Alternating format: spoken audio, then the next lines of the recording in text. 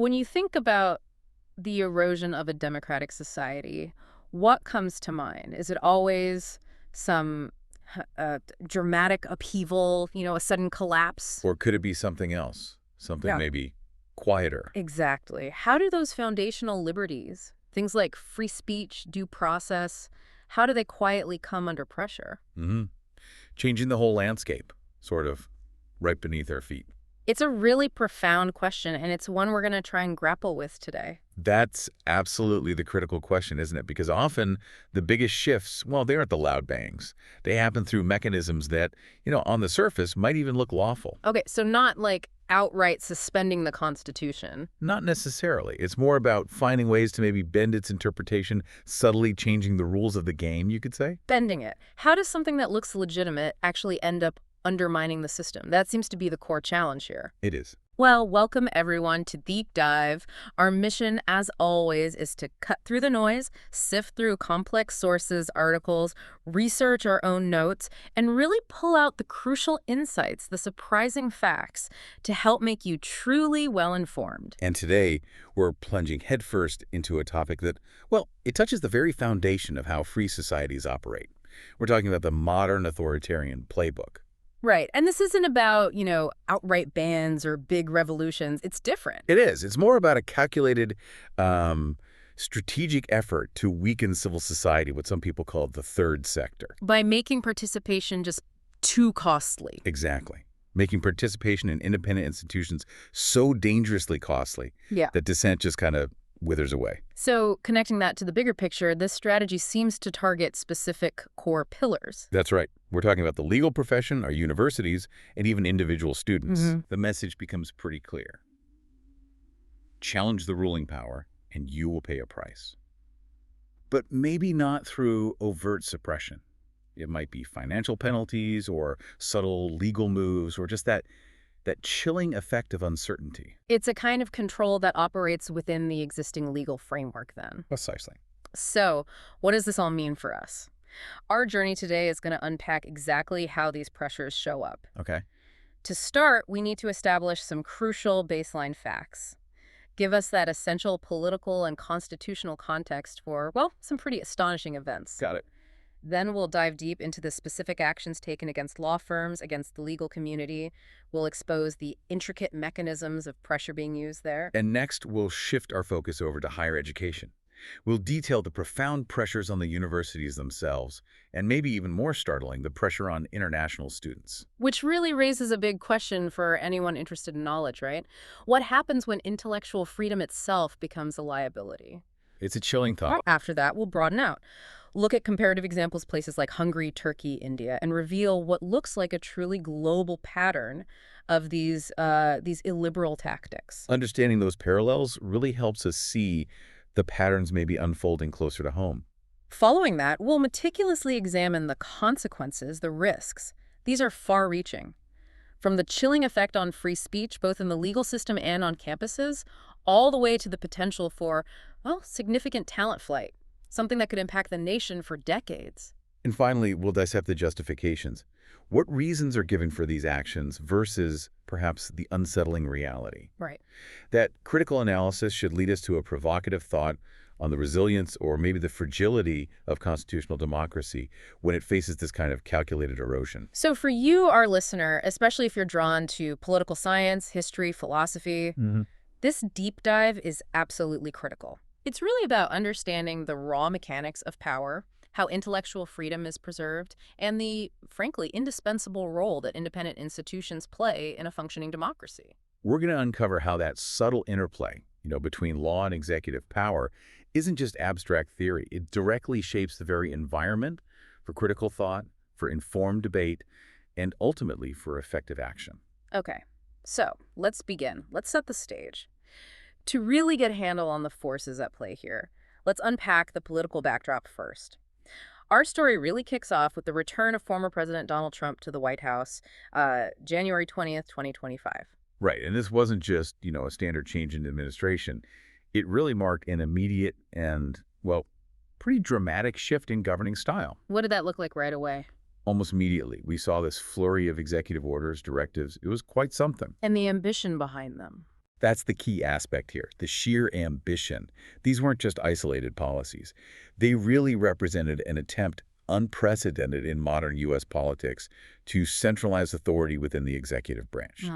And crucially, to retaliate against people, groups, institutions perceived as political enemies. So it signaled a clear intent then, reshape the government, settle scores? Absolutely. It set a new, really combative tone right from day one. So the idea isn't to just toss out the Constitution, but maybe use it differently. Can you unpack this authoritarian legalism idea a bit more? How does that actually look on the ground, even while claiming it's legal? Precisely. Imagine using a perfectly legal tool, like an executive order, Okay. but applying it, say, to punish a specific law firm for work they did years ago, or tying federal research grants for a university to how they handle political protests on campus. So leveraging the apparatus of law, but for political goals. Exactly. That concept, known academically as authoritarian legalism, describes precisely that. Using these ostensibly legal tools, executive orders, funding conditions, even immigration enforcement to undermine checks and balances, to undermine civil liberties. But without actually suspending the Constitution directly. Right, that's the key. It gives it this veneer of legitimacy. Does that make it harder to spot as a threat? Absolutely. It can fly under the radar. And this approach, well, it mirrors tactics we've seen in illiberal regimes abroad. How so? Well, for instance, where compliance laws or maybe security decrees are used as a convenient pretext to muzzle critics. The erosion isn't some sudden violent overthrow. It's gradual. It's gradual. It happens step by step. Norms get broken, opponents get systematically disempowered, and it's all done under color of law, which is what makes it so insidious. Of course, these aggressive moves didn't go unchallenged. They immediately triggered constitutional clashes, right? They did. The foundational principles of the U.S. Constitution are directly at stake here. Like the First Amendment. Exactly. The First Amendment categorically forbids the government from viewpoint-based retaliation, meaning the government cannot punish individuals or groups just because it doesn't like their opinions or their speech. And then you have the Fifth and 14th Amendments, too. Right, guaranteeing due process and equal protection under the law. These are crucial safeguards against arbitrary government action.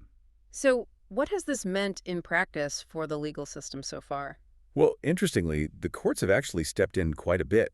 They've blocked several of Trump's more extreme orders on constitutional grounds. Like the ones targeting law firms? Yes, those, which we'll definitely get into detail on, and also mass visa revocations, which also faced significant judicial pushback. But the fight isn't over. Far from it. This litigation is ongoing. And while the courts are acting as a check, you also have the administration simultaneously working to reshape both the judiciary and the executive branch itself, trying to make them more compliant with its agenda. So the ultimate outcome is uncertain. Very much uncertain. It's a dynamic, ongoing struggle between executive power and constitutional limits. This brings us to that broader context of democratic backsliding. It's a term we heard even before 2025, right? Yes. Even before then, political analysts, institutions like Freedom House, they'd flagged the U.S. for experiencing a decline in democratic indicators, particularly in the late 2010s. And these aggressive moves in 2025 have just accelerated those concerns. Undoubtedly. It's important to see how the patterns we're witnessing now, the targeting of independent media, the politicization of the Justice Department, these attacks on civil society we're focusing on today, they all align with patterns observed in other countries.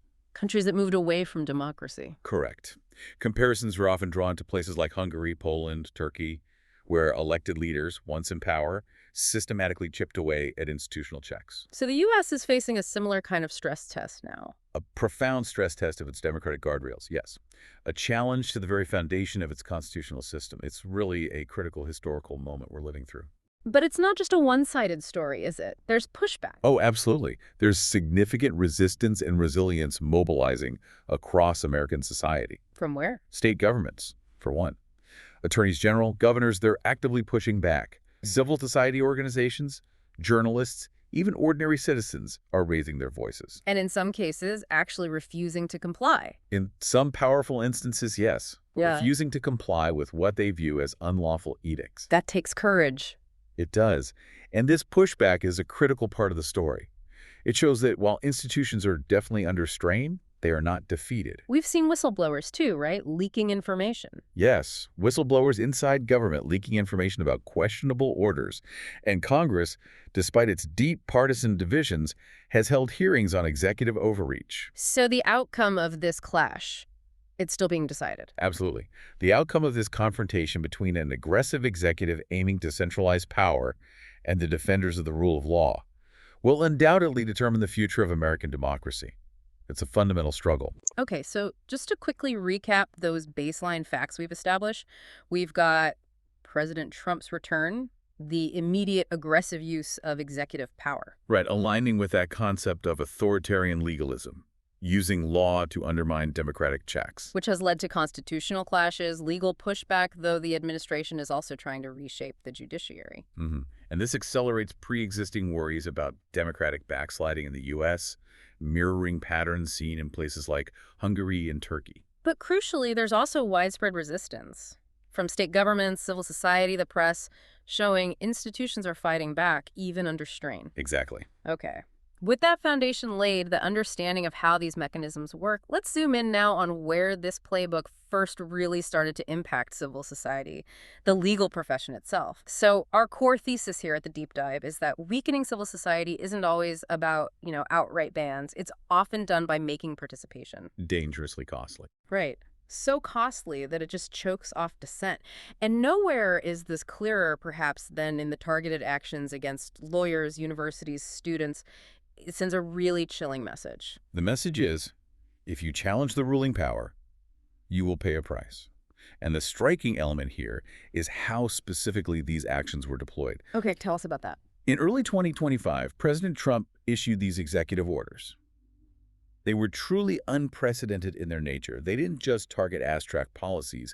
They singled out major law firms he personally saw as adversaries. And not just any law firms, right? These were significant players. Precisely. Elite legal institutions, firms like Jenner & Block, Paul Weiss, Perkins Coie, major names. And the actions taken against them, what did that involve? It went far beyond just a warning. Yeah. We saw things like the suspension of security clearances for their attorneys. Which effectively bars them from government buildings, right? Correct. And even threats to cancel federal contracts held by the clients of these firms. Wow, that hits the bottom line. It can be devastating to their business, yes. It's not just an inconvenience. That sounds incredibly targeted. Were these actions based on any sort of neutral criteria, or was there something else driving them? Well, the source material makes it pretty clear these actions were driven largely by personal grievances, not by neutral policy objectives. Can you give some examples? Yeah. Jenner & Block, for instance, was targeted because of its former partner, Andrew Weissman. He was prosecutor in the Mueller probe, which, as you know, intensely scrutinized Trump. Okay. Paul Weiss found itself in the crosshairs because one of its attorneys, Mark Pomerantz, had investigated Trump's businesses. And Perkins Coie, perhaps most famously, was targeted because of its work for Hillary Clinton's 2016 campaign. That included involvement with Fusion GPS and the Steele dossier. Right, that dossier. As one federal judge actually put it quite candidly, Trump really has a bee in his bonnet about the Fusion GPS matter. It just underscores that these actions were steeped in retribution, not any legitimate neutral policy. So an explicit use of executive power for personal vendetta. It certainly looks that way. How did the legal community react to this? With profound alarm, as you might imagine. It wasn't just individual lawyers, it was the organized bar. Like the state AGs. Yes, a powerful coalition of 20 Democratic state attorneys general immediately denounced Trump's campaign against these firms. They called it a clear threat to our system of justice. And they pointed out that individual attorneys were being singled out. Exactly. Singled out for condemnation because they represented clients who challenged his actions. That's a fundamental attack on the principle of independent legal representation. What about the ABA, the American Bar Association? They were central to the pushback. The ABA joined forces with 55 other bar groups to issue a joint statement. They urged lawyers nationwide to stand for the rule of law in the face of what they called government intimidation of judges and attorneys. And the pressure was intense enough that one firm actually made a deal. Yes. By March 2025, the pressure was so intense that one of the targeted firms, Paul Weiss, struck a deal with the White House to get the order against it lifted. How was that received? Predictably, it was widely criticized as bowing to pressure. The ABA's statement around that time really captured the stark choice facing the legal community. They said, we can choose to remain silent and allow these acts to continue, or we can stand for the rule of law and the values we hold dear. It shows the immediate impact, the difficult choices firms faced, a real economic and reputational threat. Absolutely. Did this conflict escalate further into a more formal backlash? It did. By August 2025, at its annual meeting, the ABA's House of Delegates adopted a powerful resolution. What did it say? It explicitly opposed government efforts to punish lawyers, law firms, or other organizations simply for representing clients or causes that officials disfavored. A very direct response. And the feud itself, how did that play out? It got quite heated. The Trump Justice Department, in a really unprecedented move, actually banned its own attorneys from attending ABA events. That's significant. It is. It curtailed the ABA's traditional role in vetting federal judges, a long-standing practice meant to ensure judicial qualifications are thoroughly reviewed. And Trump himself threatened the ABA. Yes, he even threatened to revoke the ABA's status as the accreditor of law schools. That signals an attack on the very foundational structures of legal education itself. It's a dramatic escalation. Trying to undermine the credentialing and standards of the whole profession. Yes, how it was perceived. What was the ABA's bottom line on this? Their response was unequivocal. They declared, the rule of law will not long survive if lawyers and law firms are threatened and punished for doing their jobs. And the White House response? Dismissive. They labeled the ABA a snooty group of leftist lawyers, even alleged some of its diversity initiatives were illegal, trying to frame it as purely ideological. But the organized bar's pushback really underscored a fundamental principle, didn't it? It did. Punishing attorneys for their advocacy strikes at the very heart of the justice system. So the core principle here is the independence of the bar. Absolutely. As one constitutional scholar remarked, the administration's move seemed like basically a revenge program designed to show that lawyers will suffer if they oppose the president's interests. So it's not about enforcing law, it's about intimidation. Weaponizing legal and administrative power to intimidate and silence a crucial check on executive authority. That's the charge. The ability of any citizen to get legal counsel without fearing their lawyer will be penalized. That's fundamental to due process, to the rule of law. And when that's attacked, the whole system is vulnerable. Precisely. Okay, so in this section, we've really seen how the current administration targeted law firms and the legal profession in an unprecedented way.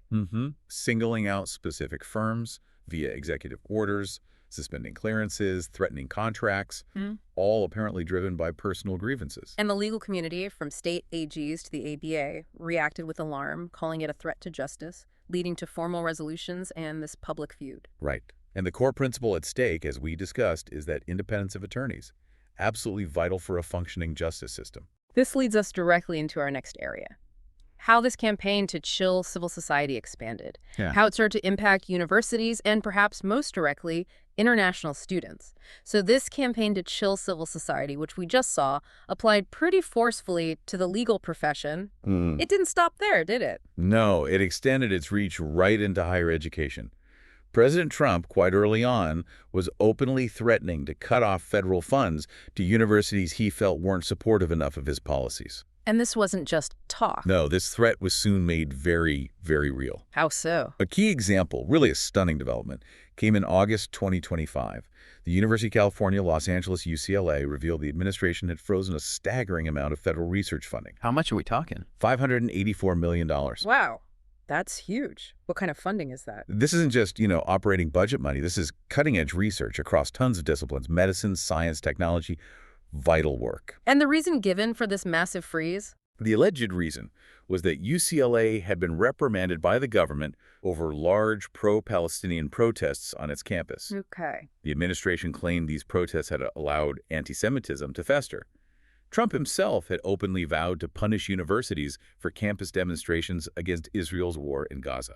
Essentially conflating an anti-war stance, which is political speech, with hate speech like anti-Semitism. That's precisely the critique. It vividly illustrates the impossible position universities were suddenly thrust into. What did UCLA say? UCLA's chancellor explicitly stated that these cuts do nothing to address anti-Semitism and pointed out that nearly $600 million in grants were now suspended and at risk. And what's even more confounding is the timing, right? Yeah. Didn't UCLA just settle a lawsuit about anti-Semitism? Exactly. Just a week before this federal freeze, UCLA had actually agreed to pay $6 million to settle a lawsuit alleging the university hadn't done enough to counter anti-Semitism. So they're damned if they do, damned if they don't. It certainly looks like it, because simultaneously UCLA was also facing criticism and another lawsuit related to a violent mob attack against pro-Palestinian demonstrators on campus. So, whiplash. Penalized for supposedly tolerating anti-Jewish bias on one hand, criticized for appearing to tolerate anti-Palestinian violence on the other. A classic no-win situation. Absolutely. A no-win for university leadership trying to navigate incredibly complex issues. And was this pressure just on UCLA, or were other universities feeling it too? No, it wasn't isolated. Other major universities face similar federal scrutiny and financial demands. Like who? We saw the government recently reach very costly settlements. With Columbia University, they agreed to pay over $220 million, and Brown University, which settled for $50 million.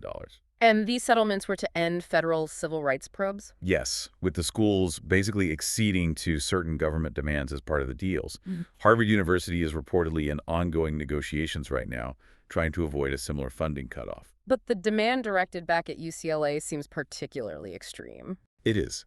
Perhaps the most compelling piece of evidence is the demand for an unprecedented $1 billion settlement payment from UCLA. $1 billion to unfreeze the research funds. That's the proposal. It's not really a fine. It feels more like an extortion-like demand. California state officials strongly blasted it as akin to extortion. Is the university considering it? The University of California system confirmed it's reviewing the DOJ's proposal, even as talks continue to try and restore UCLA's funding. It just demonstrates the extreme financial leverage being used here.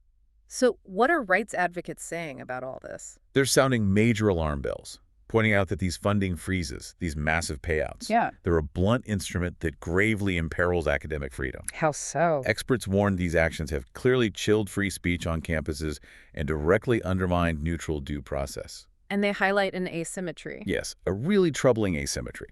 While the administration has been aggressively investigating alleged anti-Semitism, it has not pursued equivalent probes into anti-Arab or Islamophobic incidents. Even though there's been a documented rise in both during the same period. Correct. Despite documented rises in both anti-Jewish and anti-Arab Islamophobic bias. So that selective scrutiny really bolsters the claim that this is about viewpoint, not just hate. It strongly supports claims that the crackdowns are motivated less by a neutral principle of combating hate and more by viewpoint-based favoritism, using the legitimate concern of anti-Semitism as a pretext to target speech the administration dislikes, while ignoring other forms of hate speech. It really raises questions about the integrity of the enforcement. Is it about protecting all students or a political agenda? That's the core question being asked. But perhaps the most direct assault on civil society in this whole campaign has been aimed at foreign students. Yes, the attempt to intimidate or in many cases outright remove foreign students who engage in political speech on campus. This feels very direct. How did this start? Shortly after returning to office, President Trump signed executive orders. They specifically directed officials to protect Americans from non-citizens who espouse hateful ideology and to combat anti-Semitism on campuses. And in practice, that meant? In practice, it translated into directly targeting foreign students involved in pro-Palestinian protests. Starting around March 2025, immigration authorities began canceling student visas en masse, terminating their legal status. With little notice. Often with little or no notice, based on almost anything that could be construed as a violation, no matter how minor. The scale of this was significant. By April, the speed and scope were stunning. Hundreds of students across more than 120 colleges suddenly found themselves out of status, utterly panicked about being deported despite committing no serious infractions. How many are we talking? An Associated Press review confirmed at least 790 students had their visas revoked or records terminated within just a few weeks. Advocacy groups believe the true number is actually far higher. It sounds like an unprecedented purge executed incredibly quickly. It does. And the justifications for these visa cancellations, were they solid? Often, they seemed pretextual, to put it mildly.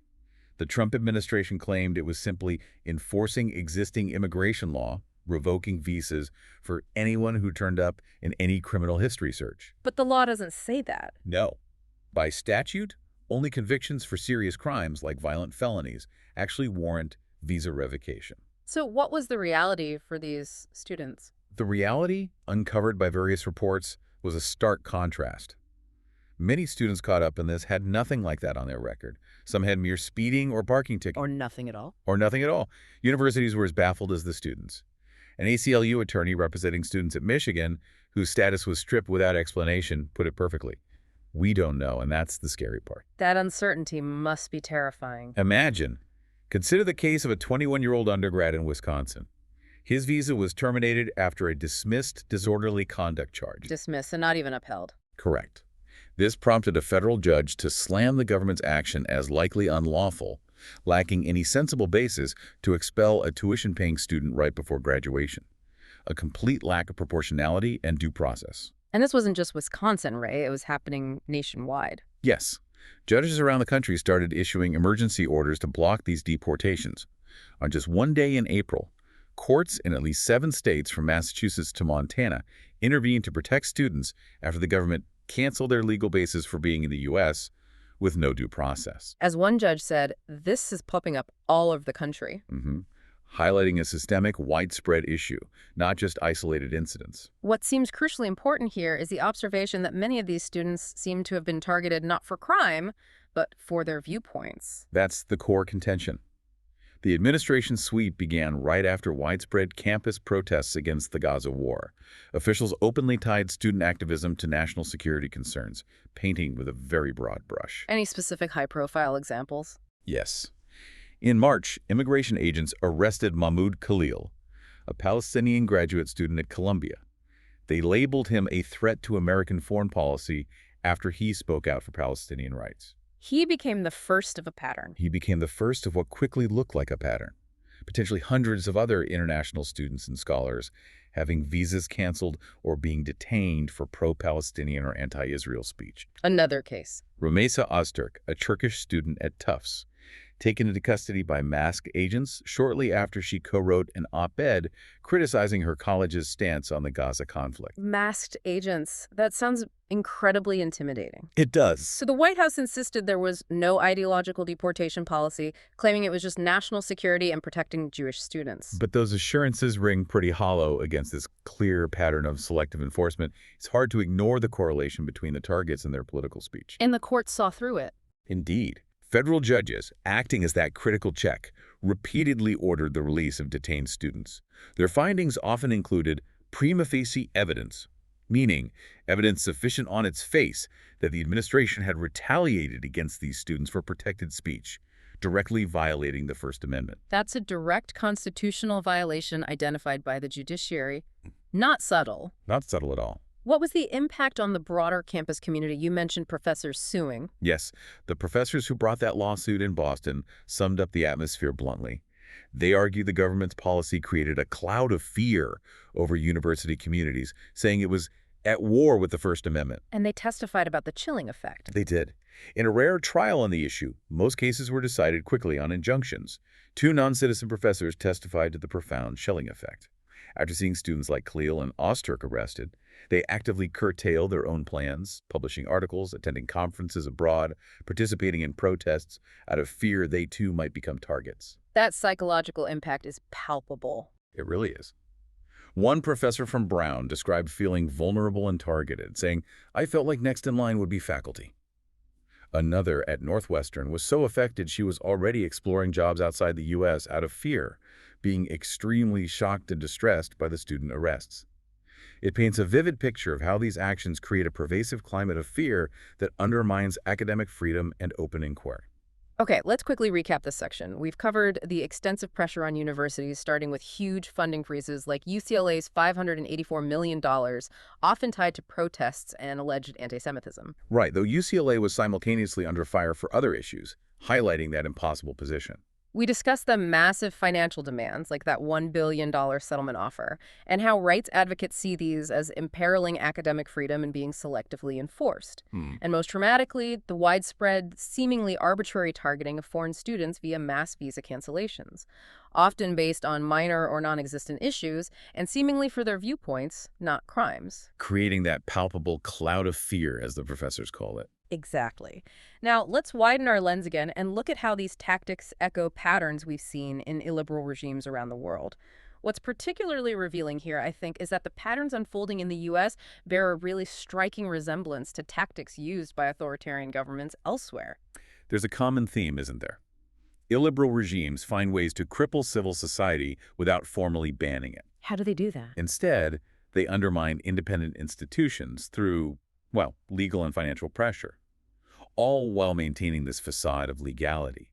It lets them claim they're just enforcing the law, not actually suppressing dissent. Okay, can you give us a verbal diagram of that? Let's start with Hungary. Sure. Hungary under Prime Minister Viktor Orban provides a stark example. Between 2017 and 2018, his government effectively expelled the Central European University, CEU, a private university founded by George Soros. How did they do it? Not an outright closure order. No, the mechanism was a targeted legal regulation. Orban's party passed a law that arbitrarily required foreign accredited universities to operate a campus in their home country. Which CEU, being American chartered but based in Budapest, didn't have. Exactly. It was widely understood, both inside Hungary and internationally, as being specifically designed to oust CEU. And it worked? It did. After months of intense uncertainty and global outcry, CEU announced it had been forced out of Budapest. Its president called it an arbitrary eviction, a flagrant violation of academic freedom. It's a major event. Huge. CEU, long ranked among Hungary's top universities, had to relocate its programs to Austria after nearly 30 years in Budapest. It was the first time an institution was driven out of an EU country in such a manner. The CEU president called it a dark day for Europe and a dark day for Hungary. How did Orban justify it? He used nationalist rhetoric, accused Soros and CEU of encouraging mass immigration, painted them as foreign agents undermining national sovereignty. But internationally, it was seen differently. Yes.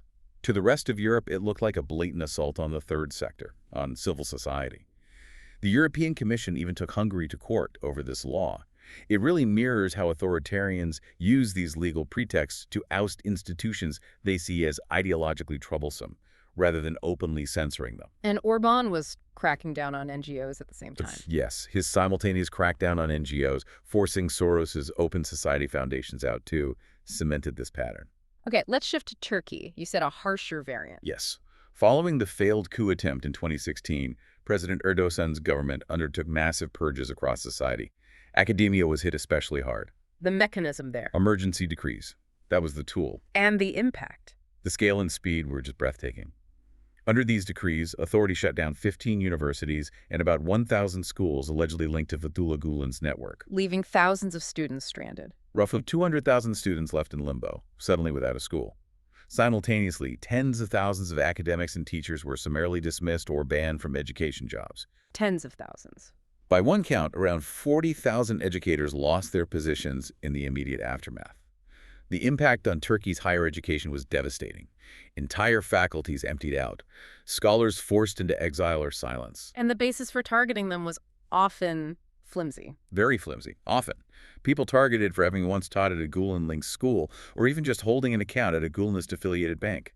So rights groups saw this as a pretext. Widely warned that Erdogan was using the coup as a pretext to stifle dissent and tighten his grip.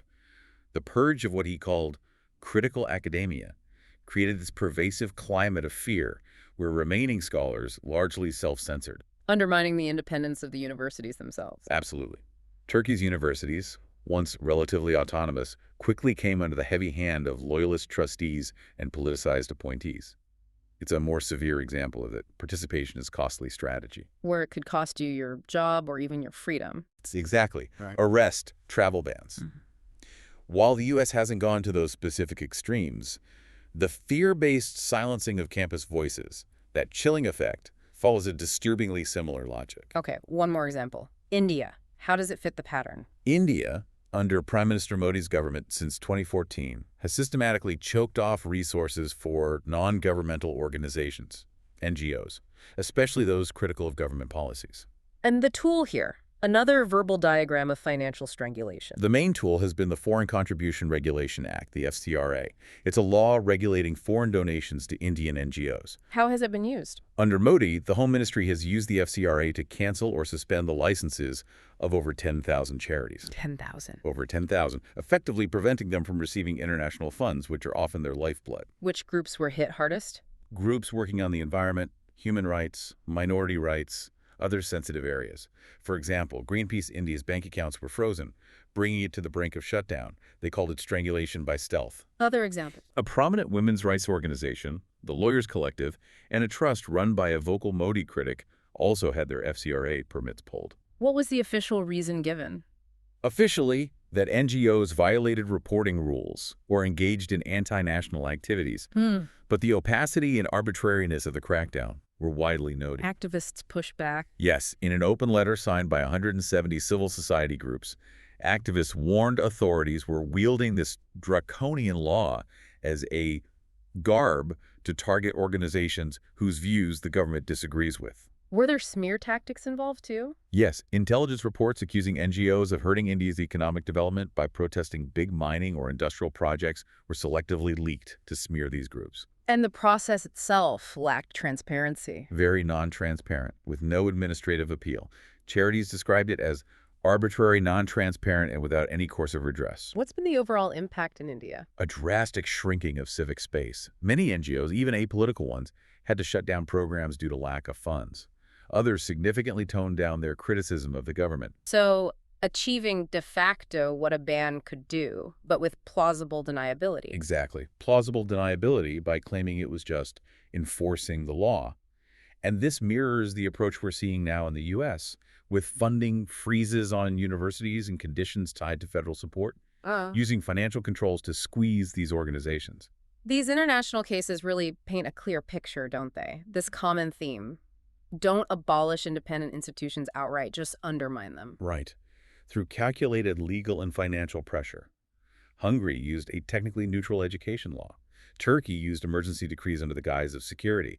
India used regulatory compliance to starve NGOs. But the result is strikingly similar in each case. Civil society weakened, critical voices muzzled, and the government maintains that facade of legality, often claiming noble aims like security or national interest. Okay, let's quickly recap these comparative examples. We saw Hungary use targeted legal regulation to push out CEU, a classic example of authoritarian legalism, undermining academic freedom. Then Turkey, using post-coup emergency decrees for massive purges in education, shutting down universities, dismissing tens of thousands, creating that climate of fear. And India, using the Foreign Contribution Regulation Act to financially strangle over 10,000 NGOs, showing how regulatory compliance becomes a pretext for silencing critics. Exactly. These highlight that global authoritarian playbook, where institutions are crippled not by outright bans, but by making participation dangerously costly, often under that veneer of legality. The parallels to the patterns emerging in the U.S. are, well, striking and concerning. So the fallout from these pressure tactics, as we've explored them in the legal world and academia, it's profound, isn't it? Truly profound. In the United States, we're seeing a definite chilling effect starting to take hold across both fields, impacting the very fabric of independent thought and action. How does that chilling effect show up concretely in the legal profession? A key insight here is how tangible it is. Lawyers, genuinely fearing reprisal, have started to self-censor, or maybe step back from high-profile cases that might draw the administration's anger and put a target on their firms. And the most striking example of that? That deal that emerged by August, where 9 major law firms quietly agreed to provide nearly $1 billion worth of free legal services. Free legal services on issues the White House chose. Exactly. That was their price, essentially, to stave off executive orders against them. So these powerful firms were pressured into serving the administration's agenda for free, just to avoid being attacked or sanctioned. That's what it looks like. And it sends an undeniable signal to every other lawyer out there. Fighting the government could ruin your practice, get your clients blacklisted, whereas maybe acquiescing, even reluctantly, might be the only way to save your livelihood. Did any firm leaders admit this? Yes. The chairman of Paul Weiss, one of the firms involved, explicitly admitted their agreement with Trump was necessary to keep clients and remain viable. A stunning admission, really laying bare how directly government pressure was affecting basic business decisions at top law firms. Does this raise questions about the resilience of the system? Did everyone cave? Not everyone. Some firms chose resistance, like Jenner & Block, WilmerHale. They successfully sued the administration, won injunctions blocking those orders that stripped their attorneys' clearances and access. But that's a tough fight. It is. Not every firm has the stomach or, frankly, the resources for that kind of prolonged, costly battle, especially if the threat feels ongoing. And the ABA observed a chilling effect, too. Yes. The American Bar Association itself observed that Trump's actions had already showed the ability of certain public interest organizations to even find lawyers willing to take on new cases. So firms were retreating from politically sensitive work. A Reuters special report documented exactly that. Some large firms began actively retreating from politically sensitive legal work, hesitating to sue the government, represent controversial clients directly in the wake of Trump's pressure campaign. And the ripple effects of that. Who gets hurt most? Often it's the most vulnerable. Many of the targeted firms, for example, were handling crucial pro bono cases against Trump administration policies, work that now might be endangered or just abandoned. It's almost like that weaponization of law idea has boomeranged. It's an interesting way to put it. Attorneys now fear that zealous advocacy, a core part of their job, could make them look like weapons in the eyes of the government and thus subject to attack. This is precisely the dynamic authoritarians want to create, right? Self-censorship becomes the new normal. Exactly. Lawyers, instead of fearlessly advocating, now have to weigh the political fallout of their work. And on campuses, the climate is similarly fraught, especially for foreign students. Yes, they've received a clear, unmistakable message. Activism, or even maybe incidental misconduct, could jeopardize their education, their future in the country. Leading to self-deportation. We've seen international students literally self-deport, choosing to leave the U.S. rather than live under this pervasive cloud of uncertainty. Immigration lawyers saw a surge in calls. Yes, one lawyer in April described a dramatic increase in panicked student calls. Said, "We thought it was unusual, but now it's coming fast and furious as visa cancellations spread." Any specific cases stand out? Consider Mamadou Tal, a grad student at Cornell. Led peaceful protests, but felt compelled to leave the country voluntarily in March after being told to surrender to immigration. He's finishing remotely. Yes, he's a UK-Gambian dual citizen, said, "I'll be able to finish up remotely." Chose to leave rather than face the uncertainty here. Another case. An Indian engineering major in Georgia had his status revoked over a dismissed DUI charge. Now he says he lives in constant fear. Even admitted, "If I see anyone in a uniform, I turn around." Is his college helping him? His college is quietly letting him continue classes, despite the technical loss of his visa, highlighting the desperate measures being taken. And universities are advising students not to travel. Yes, in a defensive move. Yeah. Advising affected international students to stay on campus and not travel outside the U.S., even for breaks, because of the real risks they might not be allowed back in. So international students feel captive, foregoing essential academic activities. Essentially, yes. Missing academic conferences, family visits, study abroad, all staples of a free academic environment, because crossing the border has become a perilous gamble. This leads to a huge longer-term risk, doesn't it? Talent flight. A significant risk. The U.S. has historically been this magnet for the best and brightest from around the world. How many international students are we talking? In 2024 alone, over 1.1 million were enrolled, contributing an estimated $44 billion to the U.S. economy that year. It's a vital pipeline of global talent. And that's now imperiled. Severely imperiled. As MIT's president, Sally Kornbluth, put it quite eloquently, American universities would be gravely diminished without the students and scholars who join us from other nations. Yet this combination of funding threats and hostile immigration enforcement is making the U.S. less attractive. Far less attractive. A recent commentary in the Indian press starkly concluded that the United States is no longer a safe destination for international students under these conditions. And the consequence of that, if they go elsewhere. If foreign researchers, students take their skills, their innovations elsewhere, and if U.S. academics, like that Northwestern professor considering leaving, seek safer environments, the intellectual and economic loss to the U.S. will be significant, profound, and likely enduring for decades. Finally, what about the overall corrosive effect on the very culture of free inquiry? That's perhaps the most compelling and maybe insidious consequence. Think about university administrators facing that impossible dilemma: risk losing hundreds of millions in federal funds or permit a controversial speaker, tolerate a loud but lawful protest. They'll be tempted to err on the side of caution. Overwhelmingly tempted. And caution, in this context, almost always means suppression. And students and faculty know Big Brother might be watching? When they know their tweets, their op-eds might be scrutinized, many will undoubtedly think twice before voicing dissent, no matter how valid it is. And when attorneys believe taking a certain client or not taking one favored by the regime could provoke an executive order that cripples their firm. The independence of the bar, a cornerstone of our justice system, is fundamentally compromised. In short, this self-censorship becomes institutionalized. This is exactly what the framers tried to guard against, right? With the First Amendment, separation of powers. Precisely. Creating checks and balances to prevent this very thing. Right. Yet we're witnessing it unfold in real time. As that federal judge reminded us. Political speech is at the very core of the First Amendment. To see that core freedom eroded, especially by means that maybe evade immediate judicial scrutiny or public outrage, by tactics that look legitimate on the surface, is, as the judge concluded, to witness democracy being chipped away from within. a slow, insidious process, but no less damaging. Okay, summarizing the profound impact here. A significant chilling effect in the legal field, leading to self-censorship, coerced settlements.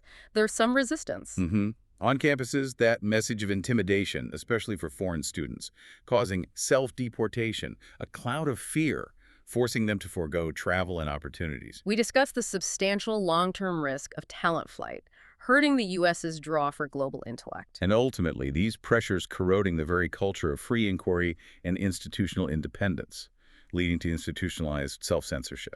A fundamental chipping away at democratic principles. Okay, now let's meticulously dissect the purported justifications for these actions versus the unsettling reality. All right, let's turn now to the heart of the matter. The reasons the government gives for these widespread crackdowns. It's really crucial to scrutinize these claims. Because, as we'll likely see, they often don't really hold up under scrutiny. And in many cases, they seem to be more of a pretext for viewpoint-based retaliation. Which is fundamentally unconstitutional. Correct. Okay, justification number one, combating anti-Semitism and hate.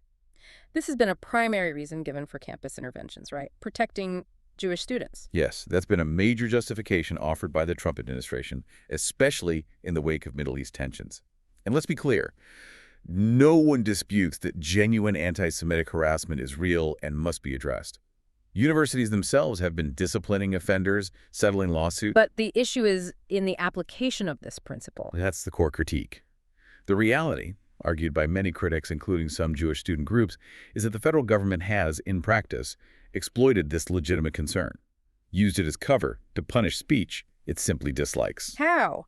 By equating criticism of Israel with anti-Semitism? Critics argue yes, wrongly equating legitimate criticism of Israel's policies or advocacy for Palestinian rights with anti-Semitism or even support for terrorism, painting with a broad, defamatory brush over a wide range of campus protesters. And the one-sided nature of the probe supports this critique. It really does.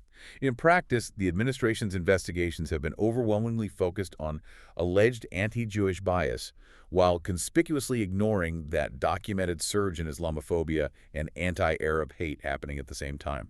So by failing to apply standards neutrally, the claim of just combating hate is undermined. It's profoundly undermined. It appears selective, undeniably viewpoint-driven.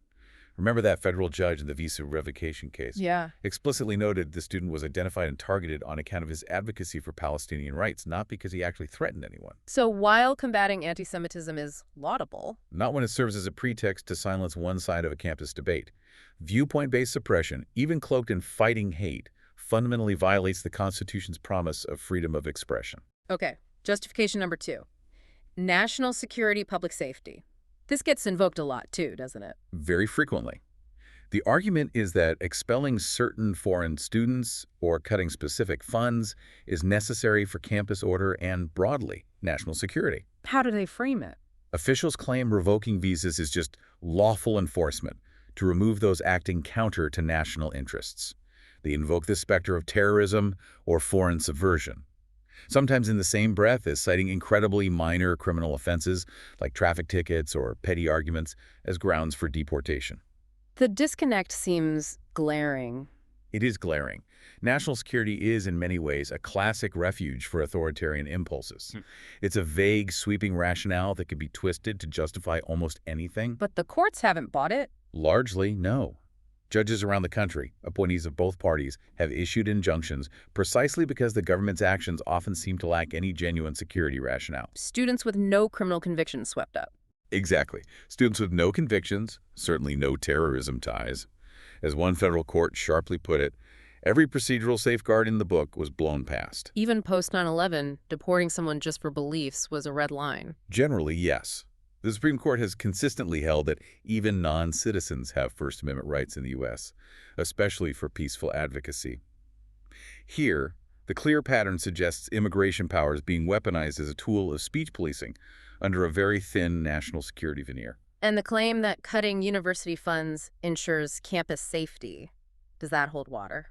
Very little. There's zero evidence that yanking hundreds of millions in research grants from UCLA funds, mostly for medicine and science, somehow improves student security on campus. It just doesn't connect logically. So invoking security doesn't give license to punish disfavored speech? Absolutely not. Viewpoint-based actions cloaked in national security are still unconstitutional. The courts recognize that, and it's crucial the public does too. When you dissect it, this tactic isn't about security, it's about suppression. Okay, a third justification often used for university crackdowns: maintaining campus order and neutrality. The claim is they're just enforcing federal law impartially. Right. Ensuring schools don't allow hostile environments, citing Title VI for anti-Semitism, for instance, or upholding general order. But again, the execution betrays the intent. Profoundly, yes. Those funding freezes, for example, imposed without clear, neutral criteria or due process. UCLA wasn't given specific steps to fix things before $584 million was frozen. They found out after. And the giant settlement demand. Exactly. Approaching schools with these huge demands rather than a transparent investigation. The sheer lack of proportionality, like that $1 billion penalty proposed for UCLA, strongly suggests the goal is punishment and coercion, not a genuine corrective measure. And the pattern of targets, again, undermines neutrality. Abundantly clear. The administration focused on universities with prominent pro-Palestinian activism, which aligns perfectly with Trump's political agenda. Contrast that with the lack of action on documented anti-Muslim harassment. It's unequivocally viewpoint selective enforcement. Federal law requires specific steps before pulling funds, right? Finding non-compliance, opportunity to correct. Yes, established administrative procedures. But those steps were either shortcut or ignored here, raising serious legal questions about arbitrary and capricious action by the government. So campus order became an excuse. An excuse to impose the administration's preferred political and ideological order. The reality is, these funding threats were fundamentally a form of retaliation, a powerful warning. Tolerate certain student speech, even lawful speech, and it will cost you dearly. That is not a legitimate or lawful use of federal power. It twists maintaining order into political control. Finally, justification 4. DEI, legality, and ideological cleansing. This one is framed differently, right? As enforcing anti-discrimination laws. Yes, it's an interesting inversion. The administration frames some actions as enforcing anti-discrimination laws, ironically, by attacking diversity, equity, and inclusion DEI initiatives. For instance, one of Trump's executive orders targeted a major law firm's internal diversity fellowship. Claimed such programs for underrepresented groups might violate civil rights laws, especially after the Supreme Court's 2023 affirmative action decision. And they've gone after the ABA on this, too. Yes, officials have lambasted the ABA and other professional groups, accusing them of promoting illegal DEI efforts. So the government paints itself as the neutral enforcer against woke policies. That's the attempt.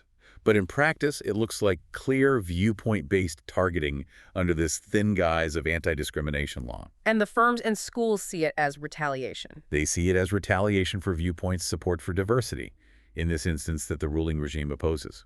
Remember that ABA resolution in August? Yes. It explicitly opposed threats against judges based solely on disagreement with the merits of their rulings, by extension threatening a law school accreditor like the ABA over DEI, or sanctioning a firm for its diversity programs. It's seen as an affront to the rule of law, undermining independent professional judgment. And the First Amendment protects institutions' ideological positions as long as they're lawful. Absolutely. The First Amendment forbids the government from dictating lawful ideological positions. Diversity programs aimed at inclusion are lawful. They've long been encouraged as best practice. So the attempt to brand them illegal is a pretext. A flimsy pretext, clearly designed to conduct a culture war by executive fiat. It runs squarely afoul of basic constitutional limits. The core principle violated here is viewpoint discrimination. Targeting someone because of their perspective or message. That's considered an egregious form of content discrimination, presumptively unconstitutional in almost any context. whether it's in a courtroom, a classroom, or HR policy. And there's no real evidence DEI efforts violate federal law. No serious evidence presented. Right. Instead, we see the government selectively enforcing, or maybe inventing, rules to crush viewpoints it dislikes. That's exactly what the First Amendment and civil rights protections are meant to prevent. So, in sum, these justifications fighting hate, ensuring security, enforcing law, impartially, they just don't line up with the pattern of actions. They really don't seem to. The consistent pattern looks like viewpoint-based retaliation and intimidation, a strategy unequivocally forbidden in a constitutional democracy. As that judge kept pressing. Right. There are no mysterious nuances here. Political speech is at the very core of the First Amendment. The government cannot lawfully punish individuals or groups solely for their viewpoints without violating that core principle. Each excuse, when you examine it closely, seems to fall apart under that fundamental truth. And these domestic tactics really echo those illiberal strategies we saw abroad. Unmistakably, the deliberate use of immigration powers to police speech, the systematic withholding of funds to coerce universities, the public demonization of independent lawyers as subversive, these aren't new inventions. These are things we watch happen in Hungary, Turkey, India. Exactly. And in those countries, leaders also claim lofty aims, security, traditional values, national unity, while systematically undermining any institution that dares to dissent. The parallels are not coincidental. The U.S. is witnessing the importation of the same playbook, applied within its own constitutional framework. However, unlike some of those countries, the U.S. still has robust defenses, even if they're embattled. Yes. Independent judges, a free press, dedicated professional associations, foundational constitutional guarantees, all of which are actively pushing back against these pressures. So the coming days and months will really test the strength of those defenses. Undoubtedly. As civil society fights to assert its fundamental rights against an executive branch seemingly bent on bending that third sector, that vital realm of independent institutions, to its will. Okay, let's try and distill the absolute critical takeaways from today's deep dive. Think of these maybe as your flashcards for retention. First, authoritarian legalism. That strategy of using seemingly lawful tools, executive orders, funding rules to undermine civil liberties and democratic checks, not by tearing up the Constitution, but eroding norms under color of law. Second, targeting the legal profession. We saw unprecedented executive actions singling out major law firms, suspending clearances, threatening contracts driven apparently by personal grievances, attacking the independence of the bar and rule of law. Third, pressure on universities.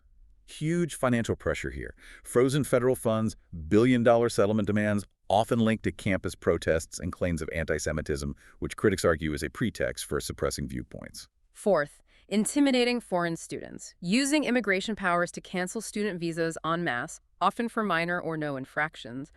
Federal judges found evidence this was retaliation for protected political speech, especially pro-Palestinian activism. Fifth, that global playbook. These U.S. tactics mirror those used by illiberal regimes, Hungary expelling CEU via regulation, Turkey purging academia via decrees, India choking NGOs via funding laws, all designed to cripple civil society with a facade of legality. Sixth, the chilling effect. This pressure creates widespread self-censorship. In the legal field, on campuses, lawyers avoiding sensitive cases, foreign students self-deporting or feeling captive, leading to real risks of long-term talent flight. And seventh, those pretextual justifications. The administration's claims, fighting hate, national security, maintaining order, DEI legality, often contradicted by the selective, viewpoint-based way these policies are applied. Courts have repeatedly found this to be unconstitutional retaliation for speech. So this deep dive has really unveiled the nuanced yet profoundly dangerous ways civil society can be eroded from within, even when things look legal on the surface.